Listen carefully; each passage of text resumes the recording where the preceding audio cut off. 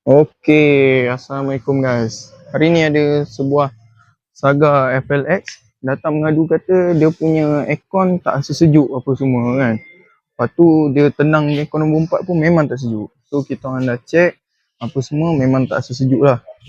Kita orang detect pakai mesin ni. Mesin ni tadi dia punya pressure low dekat atas 50, pressure high dia ni bawah 1.5.